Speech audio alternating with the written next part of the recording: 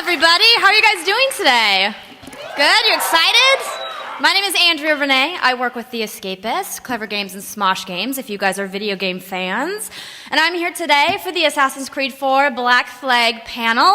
We have some really exciting stuff to show you guys today, so we're just going to go ahead and get right to it, because I know you guys see who's on the panel up here, and I'm sure you would love to get to talk to them, which you will get to do later on. We will be taking your questions. So before I get started, I thought about talking about some really awesome pirate jokes. Are you guys into that? No, I'm just kidding. Let's just not even go there. No one wants to hear pirate jokes. Maybe later. But today, I want to talk about Assassin's Creed. Yes, I heard that. There will be an R joke at least one point in the panel, right, guys? Like one point? They're like... It's up to you. Okay, I'll lead the way. Assassin's Creed has always been known for its incredible storytelling, weaving stunning art, immersive sound, a full orchestra score, engaging voice talent, and of course, awesome gameplay. Whether it's a video game, a comic book, or even action figures, Creed has always delivered a cinematic, epic journey that takes you through history. I'm pleased to welcome some of these incredible storytellers to the stage, including Assassin's Creed 4 Black Flag lead writer Darby McDevitt, Assassin's Creed comic book writer Brendan Fletcher, the legendary artist, you guys know, Todd McFarlane is with us, and the actor responsible for bringing Assassin's Creed's newest assassin to life, the voice of Edward Kenway, Matt Ryan. So Darby, we're going to start with you as the lead writer. I would like to know, so last year we saw a brand new setting for the Assassin's Creed franchise with the American Revolution. Now we're going into the golden age of pirates. So this is quite a big jump going from a war to the open seas. How did you guys make that jump? Well, very organically, when we were working on Assassin's Creed 3, and we knew that it was about the American Revolution, and we knew that we had these two characters, Haytham and Connor, which is maybe a spoiler for the one or two people who haven't played AC3. We knew that we wanted to actually do this, what we call internally the Kenway family saga. So we had Haytham and Connor, but we also, right around the time that I was finishing Revelations, we also had this idea to do Edward.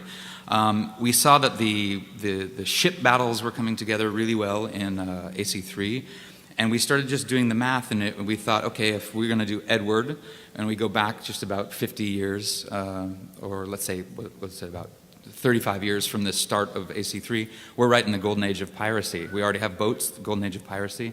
It fit really well.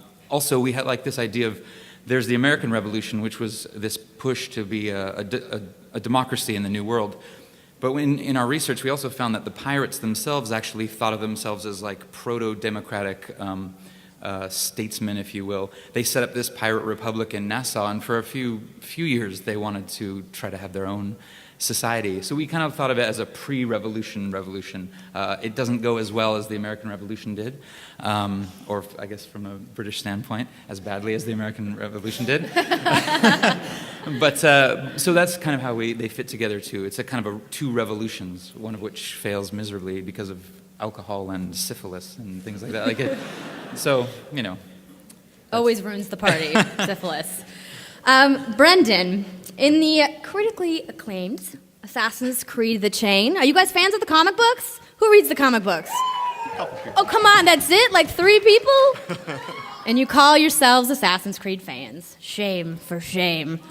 Now, okay, no spoilers here at the panel today. Keep that in mind for your questions later, by the way. Daniel Cross was introduced in the fall, and he made an appearance in Assassin's Creed 3, which we won't talk about too much about if you guys haven't played the game yet. Crossing over from the comic book to the video game was a really cool experience to see for a character. So what's coming up next with the comic books? Well, the most important thing is that we're announcing a brand new assassin character. His name is Arbaz Mir, and he's from India. Our new graphic novel is called Assassin's Creed Brahmin, and it takes place in 1839 India. India? India. How did you guys come up with India? There's the art right there. There's Arbaz Mir, first look. Well, I think the fans have been looking for an Assassin's Creed story set in India for a long time. We've got a really great story to tell with Arbaz Mir and his ancestors, and you'll see that story somehow cross over into the games into the future. Nothing? You're not giving up anything else? Can't talk about that, no. Oh, I knew I was going to get that at least one time. My favorite answer. We're not talking about that yet. Well, I would like to talk with Matt. Welcome to the panel. Welcome to the Assassin's Creed family. Thank you. So, yes, let's get a little round of applause for Edward Kenway. So you are the newest assassin in the assassin family, like I said. There's been others before you. Connor was last year's. He was kind of more of a lone wolf type. Then you've got the original Altair, and of course, my personal favorite, Ezio. Yes, you guys Ezio fans? So I wanted to know, how did you was it like daunting to think about how you're going to create this character, knowing all of the assassins that came before Edward? Well, I kind of just sort of took what was in front of me, really, and worked with Darby on the character. I think what's great about this, the character of Edward, is the way that he comes to become an assassin. He is a very conflicted character, and the difference between him is that he has this real internal struggle as to whether to be a Templar or an assassin. And that was the real interesting thing for me, was to sort of try and approach the character in such a way that could be ambiguous. Ambiguous, that's okay. Did you do any special preparation for this role? Did you maybe go out on the high seas, walk some planks? Unfortunately, I didn't get to sail any pirate ships or shiver me timbers, as they say. I would have liked to, but they're not very accessible in England. I did visit a pirate ship, or an old ship, it's not a pirate ship, in the UK called the Cutty Sark, which was really interesting to kind of see the actual scale of the ship, you know. And because you use the full performance capture as well, you have to imagine everything. So it's not right in front of you. So I did a lot of work on kind of his physicality and what that would mean. I read a bunch about the period and the time, and what astonishes me is how much these guys drink. You know, they would drink all the time and then climb their topsails and still be able to function and work under those conditions. But I didn't do too much research into the drinking. I was fine with that. But oh, you didn't have any rum at all in preparation for this role? Come on. I think maybe one or two, but not too many. No. Well, when I was at the Ubisoft offices recently, they had rum everywhere. Can you imagine, like, just drinking rum during the middle of your workday? Am I getting people in trouble? I hope not. Well, I do want to let you guys know that we're going to be showing you a never-before-seen by the public gameplay demo that Matt is actually going to do the voiceover for. Since Edward Kenway is here, we thought we better put him to work. Are you guys ready to see some gameplay?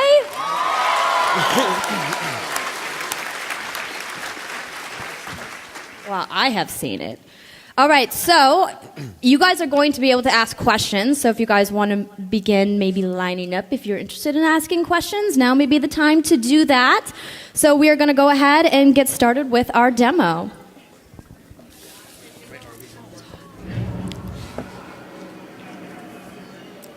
So what you're going to see in this first part is what is the full performance capture, what we actually shot in the studio in Montreal.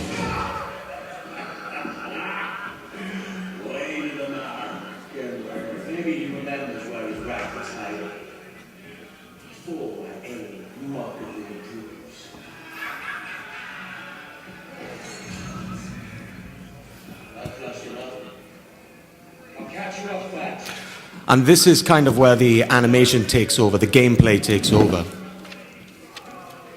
The great thing I love about Edward is he's charismatic. As you can see here, he has a way with the ladies. He's charismatic, he's brave, he's brash, he's fierce, but he's also very loyal. I mean, it takes a long time for people to get to know him and for him to trust people, but once they do, he's extremely loyal. He's also not afraid to speak his mind and say what he feels to anyone around him. Edward's someone who kind of follows his gut instinct and sort of acts on impulse, but he also has a fine intelligence when he actually takes a moment to ponder and not be too hasty.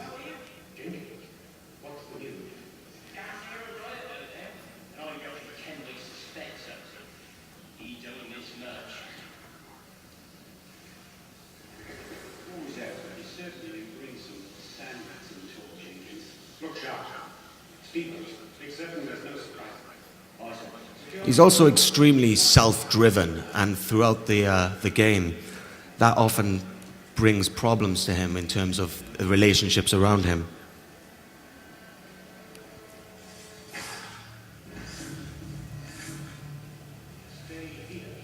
He's pretty nifty with a sword as well, and his hidden blades.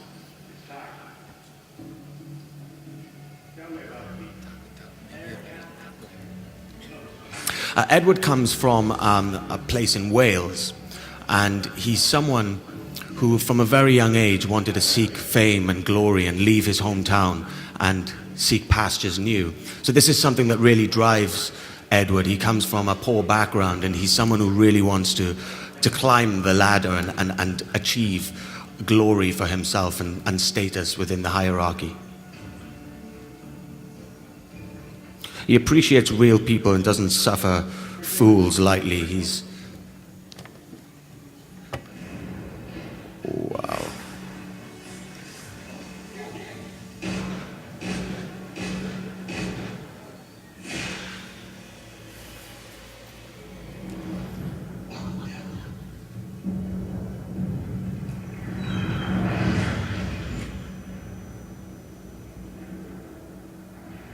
The great thing I love about him is that he's first and foremost a pirate, but he has all these skills of an assassin. So to me, he's like the coolest pirate ever, you know?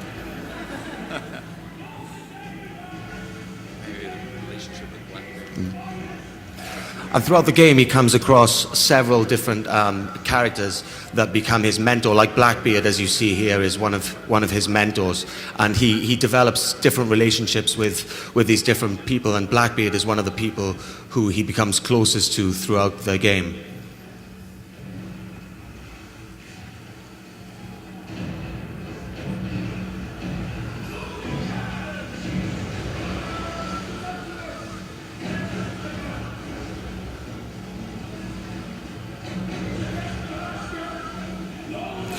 I mean, in this time period, people were quite carefree. They had to be carefree, and that often gets Edward into trouble. You know, he's kind of driven by his own self-need for glory, and that kind of gets him in trouble with a lot of people, and especially the authorities at the time, the British and the Spanish.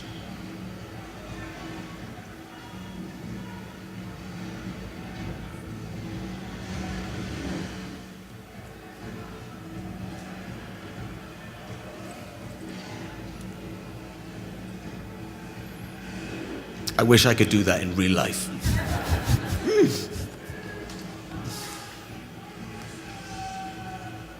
There's also something different about this assassin, about Edward, is his fighting style is a little bit more rough and ready to some of the other assassins, which I really like. It's more gritty and real then.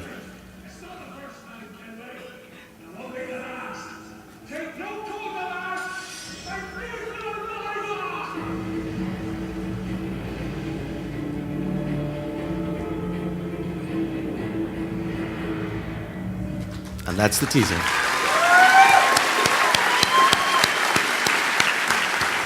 Pretty cool, right?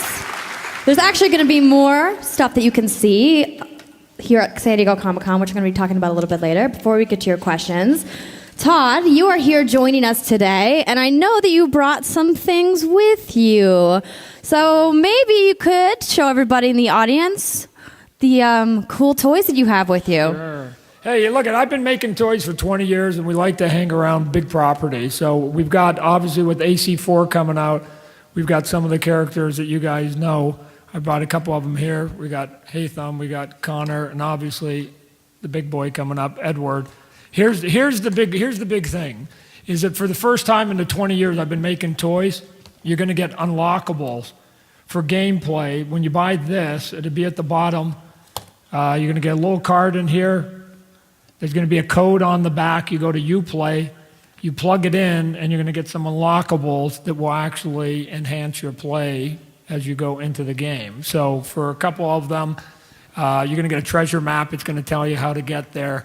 You're going to get, for Hatham, you're going to get a different costume and a different coloring that's sort of reminiscent of AC3 and the color coding that he had. For Connor, you're going to get unique sails for his ship. As you guys saw in the previews here, the ships that they have in the game are characters in and of themselves, so you get to have fun with it on the look of it, and you're going to get a new set of sails here. The cool one, though, is still Edward. And Edward, what you're going to do is you're going to get to unlock the Kenway family sword. So it's going to be a boosted upgrade of a sword that is better than the one that you're going to get when you first start. It's not going to be the strongest one. They need to save some of that for the game. But you're going to get another one. And then in the actual pack itself, you're going to get 2 of the swords. And again, why do we get 2 swords? Because again, in AC3, they've got a new playing mechanic where you're going to get dual sword play, as you guys saw here. That's going to be really awesome. So we're having a good time with that. For some of you guys and gals out there that don't want just sort of cheap 4 or 5 ounces of plastic, we also have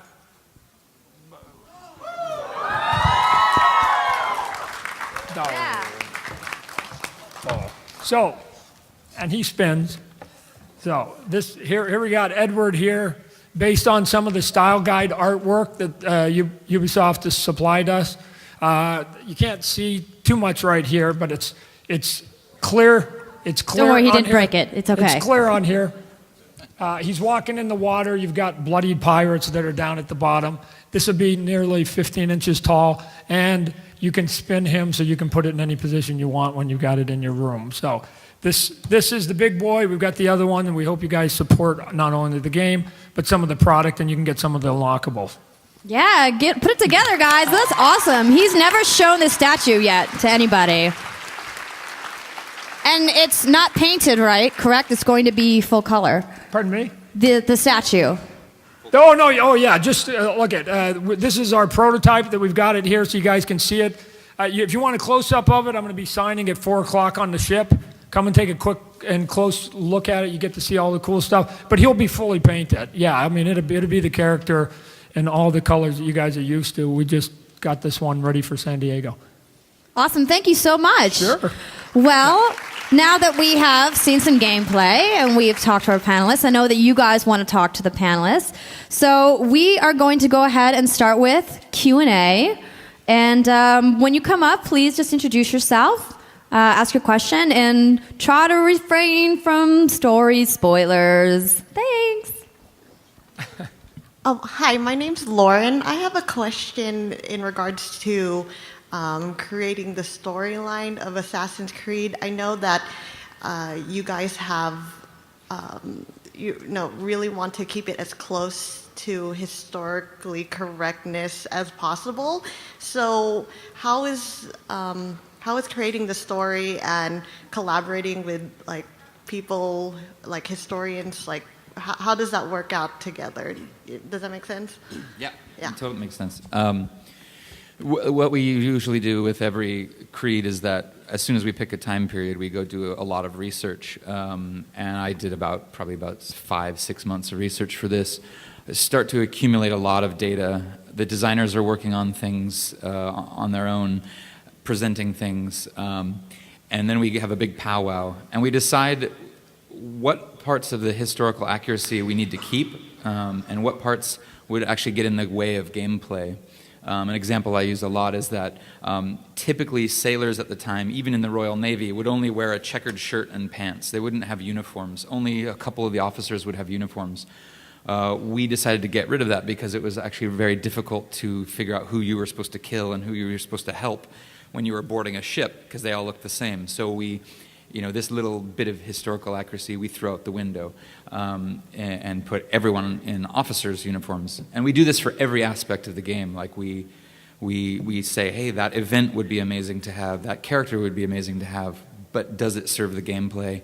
And that's a long process that takes, a good year and a half, or the full length of the game, really. But that's kind of how we approach it. Start with history, and then whittle away when it gets in the way of really fantastic gameplay. And guys in checkered shirts don't make cool-looking toys either. That's right. So, Hello. Hello. My name's Kyle, and I was just wondering that I noticed in the preview clip you were showing that there was the Spanish officers, and then in the gameplay there was the British. Is there any specific locations that the game will take place in, like islands or ports? Can you mention any of that? There are the cities, so there's Havana, Kingston, and Nassau. Havana is obviously Spanish. Kingston's British. Nassau is run by pirates for quite a while. Most pirates at the time were actually British or from the British Isles, probably about 80%, or from the American colonies. But we have Cuba, Jamaica, the Bahamas, and lots of 50 major locations, 75 tiny beaches and playas. Our designers have said, okay, this is a Spanish port, this is a British port, and there's even some French characters and some Portuguese characters as well, but the main factions are Spanish and British. So you'll see a lot of diversity, cultural and linguistic diversity in the game. Hi. Obviously, naval gameplay is not new to the Assassin's Creed series, but in Assassin's Creed 3, with the exception of a few missions, it was pretty much optional. How much of the gameplay in Assassin's Creed 4 relies on naval gameplay, and how difficult was it to find the balance between old Assassin's Creed gameplay and the new naval gameplay? The split's about 60-40, so 60 on land, 40 on the water. That number is a little hard to stick to, though, because we worked really hard to make everything seamless. So there's lots of missions that will begin on land, force you to jump on, like we saw here in the demo, force you to jump on your ship, go somewhere, blast some ship, jump back onto land, and go. So, but in general, we've said about 60 on land, 40 at sea. We've revamped a lot of the ocean or the naval mechanics to make it more robust, a lot more variety. So we really just decided these missions, we laid out a bunch of different scenarios and missions, and we said how many can we get away with and still make sure that they're always fresh, always interesting? How many different ways can we put these ship battles together to make something new every time? So I think we've hit a really good mark, and we'll soon see. Thank you. My name is Miles, and I was wondering how the assassin recruits are going to play in the new Black Flag. Edward does not have assassin recruits in this because he's a pirate trained by assassins, but he pisses off the assassins quite a lot. So he's busy building his crew, and maybe, I don't know, maybe you can talk about your relationship with the pirates. But yeah, we got rid of the Brotherhood because for gameplay reasons, it actually helps stealth gameplay. When you have that nuclear option where you can just assassin, kill everybody, it actually makes it really hard for the designers to make interesting assassination and infiltration levels. So we got rid of some things that made stealth too or useless, but he's very much a pirate with a pirate crew. But trained by assassins, which makes him the coolest pirate in the world. I always say he likes their tools and techniques, but he doesn't like their creed very much. It's very restrictive, but he may soon learn otherwise. We'll see. Is it on? Okay. Hello, my name is Heather, and I was wondering, there is a remarkable similarity between the Animus in the Assassin's Creed series and the new link system in Watch Dogs. I was wondering if the two were linked in any way. Is that on? Not directly. We have what we call, where I think maybe I started calling it, and I haven't approved this with anyone at Ubisoft, but I call it instead of the universe, we have the Ubiverse. We like to make links between games, but Watch Dogs is not modern day Assassin's Creed. It is Watch Dogs. It's its own fantastic new property. So, no. Sorry. Hi, I'm Mark from Vancouver, Canada. Hey. So Go Canadians. I'm just wondering if you guys have released which collector's editions are going to be in Europe, and I'm just wondering if they're going to be similar in North America, or they're going to be different ones. I'm unfortunately not the one to, I don't think any of us are know the editions very well, but they're always, every region has its own little special edition, but I'm just wondering if you guys are going to release the black chest version in North America. There's probably people around here that could answer that better than me, but we'd have to get back to you. All right, thanks. Hi, I'm John. I really like the exploration aspect of the game because we can go pretty much anywhere, and that allows us access to collectibles. And in previous gameplay footage, you've introduced diving, and we've seen how large the ocean map is going to be. Will we be able to dive the entirety of that ocean map, or will it be restricted to more key points of interest? Yeah, you're restricted to shipwrecks and underwater formations. Our world is way too massive to have actually built the entire underwater, because there's all these big islands, but then this insane amount of water. So it takes, like, I was just playing the game a couple of days ago, and there's one mission that sends me almost across the entire map for my first kind of sail about the world. And it took me a while because I was getting distracted along the way, but it can take you can really feel like you're going on a long sea voyage from, say, the Bahamas down to Jamaica. So yeah, it's restricted to certain dive sites, but they're pretty big. Hi, my name is Gabe. Hello. In Assassin's Creed 3, you played as both Haymitch and Connor, and since Haymitch's dad is Edward, I was asking, is there going to be like a cameo of Haymitch in Assassin's Creed 4, or maybe even better, like you can play as Haymitch for a little bit in Assassin's Creed 4? I don't want to spoil that for an entire room of. But no. I mean, yeah. I can't say anything. Yeah. We do. I will say this. I wrote this game so that it felt like once you have this game in your hands, if you play it in the opposite order, if you play 4 then 3, I do want it to feel like one massive story. So that's all I will say in that regard. The Kenway family saga. Yeah.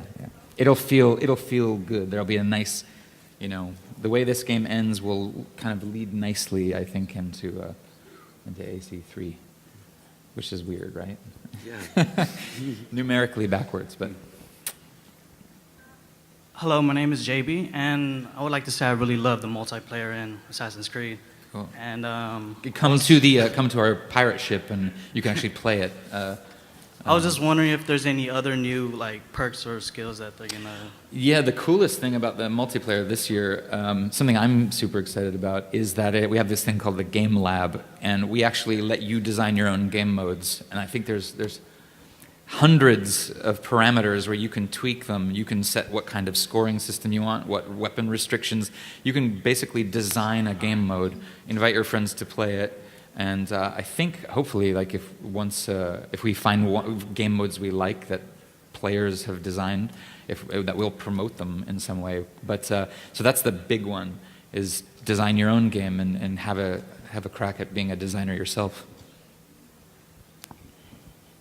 Hey, my name is Jesus. I read there was about three more Assassin's Creed being developed right now, and I was wondering if they're all going to be console games or it's going to be another handheld like the Vita one, and also if you guys are getting rid of the online passes for this one. Not sure about the last one. Yeah, there was news reports about these things, and we're always working on some kind of Assassin's Creed thing, but not going to reveal any the specific features of them. Sorry. Hi, my name's Connor, and I was wondering. Yes, I see that. Yeah.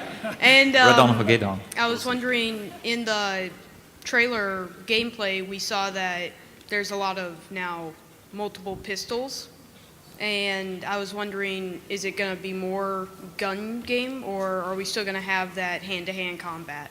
Oh, lots of hand-to-hand combat still. The whole pirate thing was that these were single-shot weapons, and it was very common for pirates to carry multiple, a whole brace of pistols because they wanted to be able to get a bunch of shots off very quickly. So Edward can upgrade to 4 pistols. It's a cool quick fire system where you just, if you're fully loaded, but then you have to spend time reloading it. So, but he's also a skilled hand-to-hand fighter. So.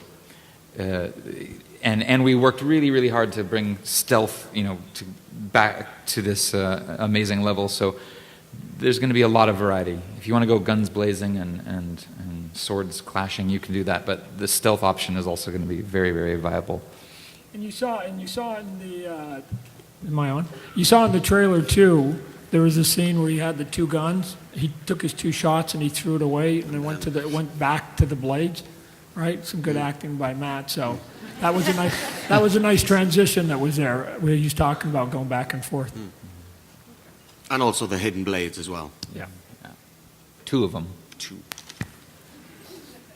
My name is Rob, and I'm from Spokane, Washington. Hey, so am I.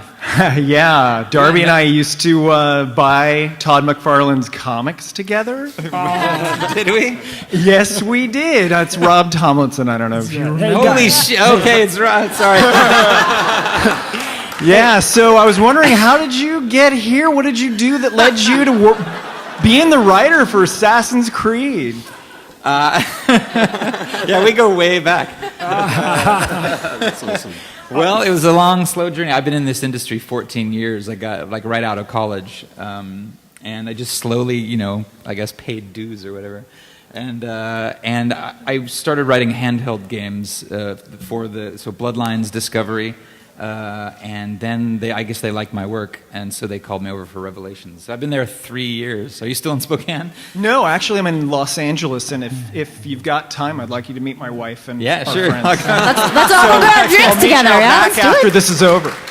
Cool, man. Good to see you. We'll see you. Hey, and for what it's worth, I got my first comic job when I was living in Spokane, going to school there at college. So yeah, Rob and I were like, we used to go down to the comic book shops and buy all your comics. Sure. And Do you want to sit here?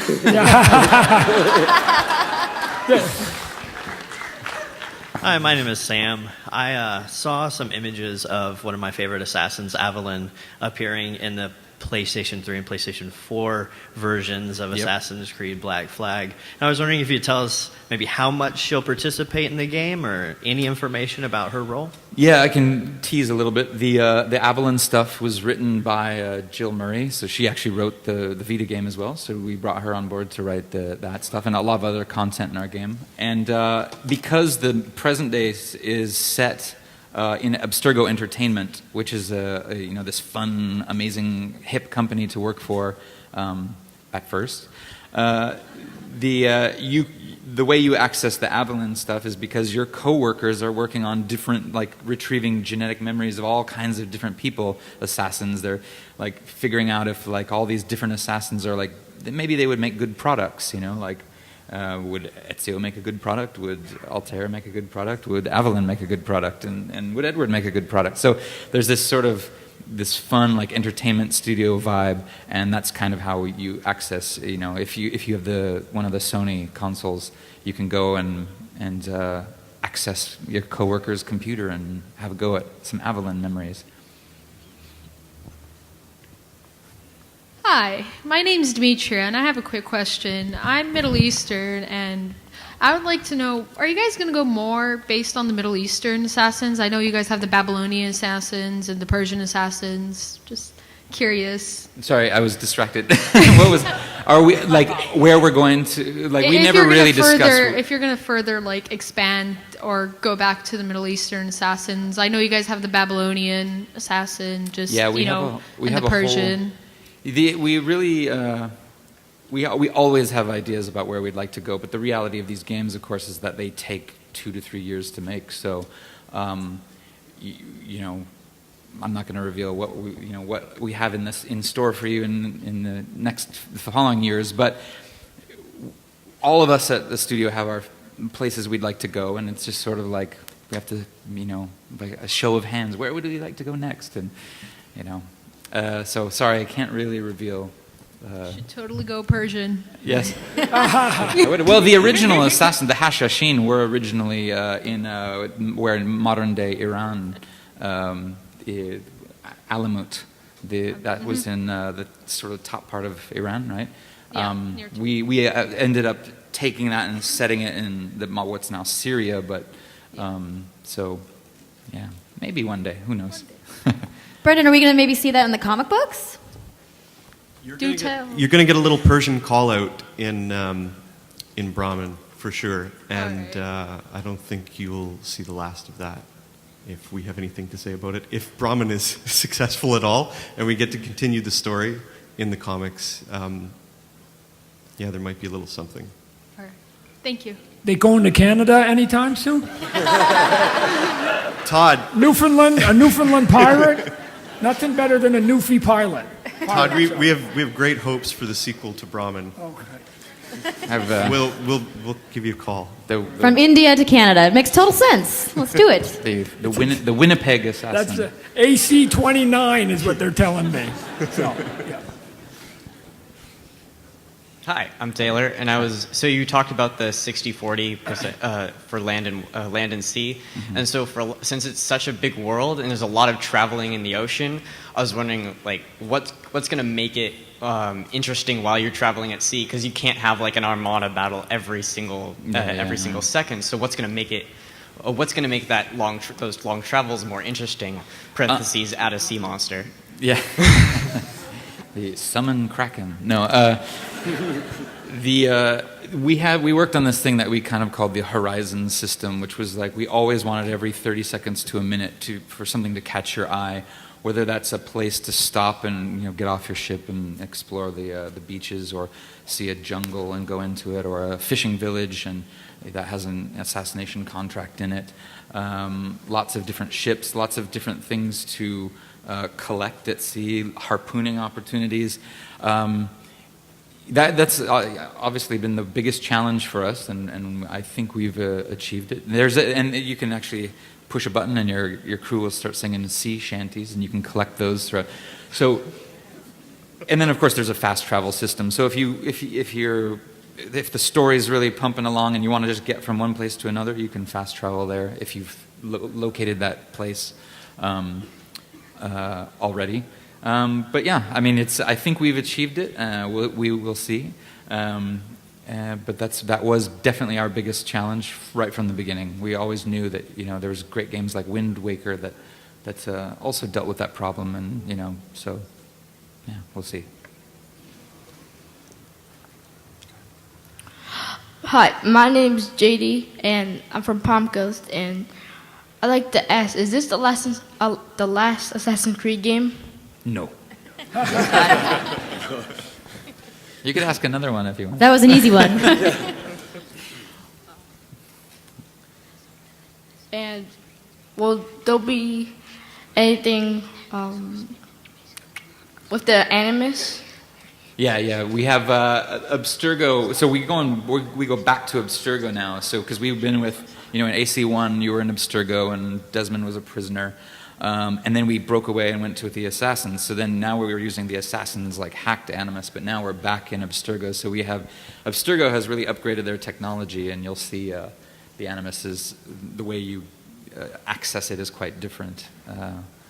And much more high tech. They have a lot of money, so they get to innovate much more quickly than the Assassins. Hi, I'm Brody, and my question is, in previous Assassin's Creed games, you've had little missions like to find myths like the Loch Ness Monster. Will there be those included in Assassin's Creed 4? What was the mission? Like there was to find the Headless Horseman and just, yeah. That's cool. We do have a lot of side content. those were very specific, like the Headless Horseman, and playing on the myths of the era, like what's that, Washington Irving and stuff like that. I don't think we have those kinds of missions, but we have a lot of really good side content and side missions that have their own sort of story threads. So there's plenty of side content in the game. Hi, my name is Casey, and I'm an international student from Taiwan, and I'm a big fan. I go as far as when one time I go to the Barnes & Nobles, and when I see a book called Templars and Assassins, I just screamed. Just one question, as for many people who have finished AC3, I believe that a lot of people have questions about Desmond. And since in Black Flag, it's played through as a worker in Abstergo, are we still going to have a sub-story, like side story of Desmond's aftermath? Yes. So, well, Desmond's story is done, but I'm not telling you how it ends if you. But Desmond's story is over. But the story of the universe still goes on, and so you will actually still see some of the characters from the previous games. They are in our story too. So the story keeps going on. It's just that we finished Desmond's story so that we could remove one layer between the player and Edward. So whereas before it was kind of Inception-y, where it was you playing Desmond, playing whichever character, now it's just you playing Edward. But Desmond's name and legacy and lots of things about him are very omnipresent in our game. And the more you dig into the present day, the more stuff you will find.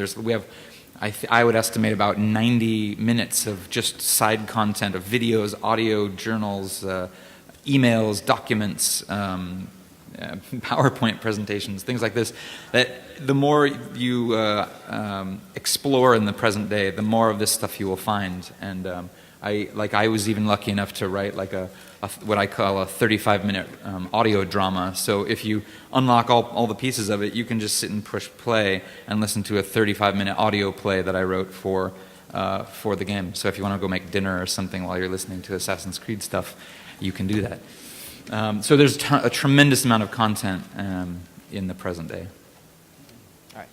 Hi, my name's Josh. I just recently beat all 5 games so far within the last 6 months because I got my Xbox 360 from my boss last December, and I was like, Assassin's Creed, I need to play the entire series before the 4th one comes out. Okay. So anyway, I don't know if you guys were able to get any hands-on permission or anything from Jerry Bruckheimer Films or Disney. If you guys could maybe do a Jack Sparrow costume exclusive for the game. We don't talk about other pirates here. Yeah. How dare you, sir? Keelhaul this man. Off with his head. But he does have a very nice shirt on, I have to say. If you guys want to take a look this is the shirt while you're there. Yeah. You guys can actually get this shirt if you pre-order the game here at Comic-Con. We just announced the limited edition of Assassin's Creed 4 Black Flag. If you guys saw that, it comes with a really amazing Edward statue. It comes with the soundtrack, steelbook case, a bunch of other really cool stuff, including a Black Flag. So if you guys want that shirt, you can pre-order the game here while you're at Comic-Con and get yourself one. Nice shirt, man. You can do it on the pirate ship, which we'll talk about a little bit. I didn't even answer We have a his pirate question. ship, by the way. If you didn't see it, it's gigantic. Come out to the pirate ship. So when you go home, you can say, I saw the Batman costume, the Superman costume, and I was on a pirate ship. It's right behind the convention as you're heading towards the Hilton. You can't miss it. It's the only pirate ship out there, right? So you got, and it's authentic in terms of the build of it. You guys need to come and walk it because the stairs are nice and tight and they're steep. And it was the way that it was built. So you guys, if you got a few minutes, come on out and walk on this pirate ship and see some of the cool stuff. It's awesome. It really is quite an experience. I mean, for doing the full performance capture, I never actually got to be on a real pirate ship. So for me, it's the first time being on a real pirate ship. So I'm like, wow, this is what it's like. I could only imagine it when we were shooting the game, you know. So it really is fantastic. You should go. And ladies, rumor has it Matt takes his shirt off when he's on deck all the time out there. Not too sure about that, but we'll see. I just take my shoes off. My name's Anthony. And my question is, in Brotherhood, one of the side missions was that you can unlock the Ezio costume by getting those different, I don't know, I forgot what they were called because it was such a long time ago, but you got the tokens Yeah. and like all the different assassins. I know you don't want to give out too much, but are you ever going to expand on those different assassins? Because like when I was learning about them, like that sounds really cool. I want to play as them. Oh, you mean all the guys under Monteriggioni? Yeah. Yeah. They're there. They're ripe for the picking. If another team or a comic book or whatever. But there's no announced plans to do that. I mean, we like expanding our world so much that we let you dream a little bit. Like I wrote Embers, and we introduced Xiao Jun, this Chinese assassin. And of course, I always dream like we should do more with her. But as long as we can like sort of tease things and keep expanding this world out, I think it just makes it the act of dreaming is almost more fun than sometimes getting everything you ever wanted. So I'd actually prefer there to be more content than we could ever get to in the games. That maybe sounds like a lame answer, but it's how I feel. Come on, you want to have a game with a lady assassin as the lead character, right? That's right, girls! Yep. We can keep dreaming. Maybe Darby will write us a game someday. Someone will. Oh, I see how it is. I see how it is. No, I would love to. It's just these things take a long time. I want a vacation after this. It's been 2.5 years. Hi, I'm Luke. So I played AC3, the Tyranny of King Washington, where you get all the goofy kind of powers for Connor.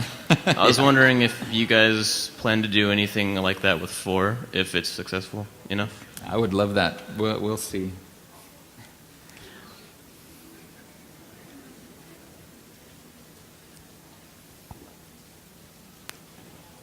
I've noticed throughout the Assassin games, like, it's going more forward in history. Are you planning to do something more in the modern age or in, like, the future? There's always a chance. I don't think that, one of the biggest draws that of Assassin's Creed, I think, is the historical tourism, and the teams love bringing history to life, especially like with something like Pirates, where pirates have a very sort of cliched representation in most media. This is where these all jokes come from, and like for instance, walking the plank. Pirates didn't do that. They didn't have hooks. They don't say "r" all the time. I don't know. Come what on, is that? Darby. Being English, what accent would that be? Well, I think that comes from the West Country Somerset kind of accent, where they kind of speak a little bit like that, when they were a little bit like that.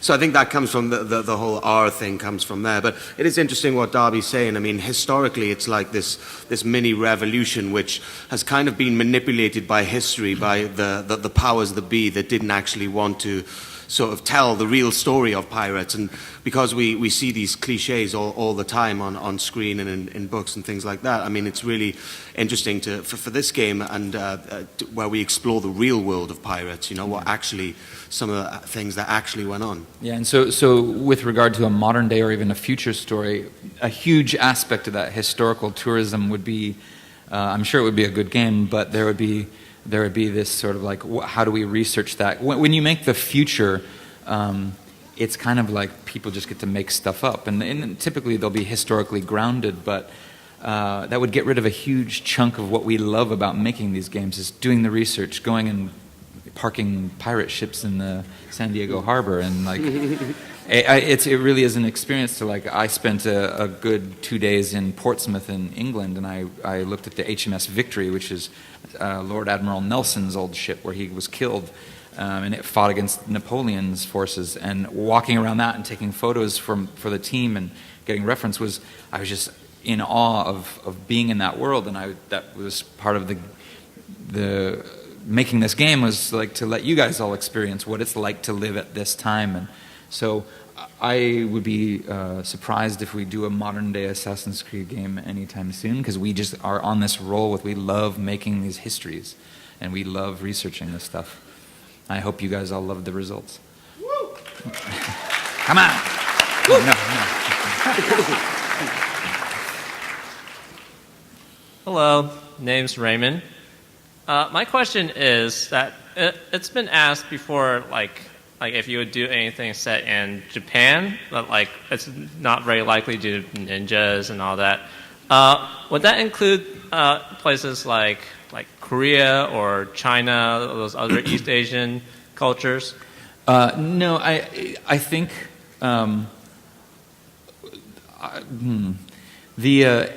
as with pirates, there's this cliche around pirates that people, I think maybe even when the game was announced, they'd be like, oh, pirates, how do you do that in Assassin's Creed? Well, when you play the game, you'll be like, oh, that's of course they had to do that. It's amazing. I think with ninjas or samurai or whatever, if we were to ever do that, we would do it realistically, right? We would approach it with a sense of reverence and reality. So I don't think if we were to ever make that or whatever game we ever made, you can always count on us to take a grounded approach to it, and that's why I don't think any period should ever be ruled out, and you should never think, oh, they can't make this type of game because that's cheesy, because we wouldn't make it cheesy. You know, we would find the reality, and you know, that's a cool era. But there's lots of cool eras, and whatever one we pick, we're going to do right by it. That probably didn't answer your question, but it kind of did. I don't think it's a bad idea, but that's, you know, it's not up to one person. There's tons of cool eras, and I think whichever one we pick, next we're going to, bring it to life in the best possible way. All right, thank you very much. And this will be our final question, so make it a good one. Okay. Don't disappoint. This one's for Matt, actually. Other than doing the, trying to imagine the environments you have to act in for the motion capture, what's the hardest part about doing the acting for it? I think it was, I'd never done performance capture, motion capture before, so it took about a week of working with the guys who were great to, get used to being in a Lycra suit with lots of dots on you and a camera in front of your face, and it's like I'd never got to wear the costume, to wear the costume. But I think it's the most difficult thing about it was actually, converting to a new medium. It's almost like a combination of doing theater and film at the same time, because you have to play the whole scene. But at the same time, you can go back and do it again. You're not in front of a live audience. But then again, you don't have to worry about camera angles because everything's 360 degrees. So it was just, for the first week we were shooting, the guys were great, sort of easing me into the whole process.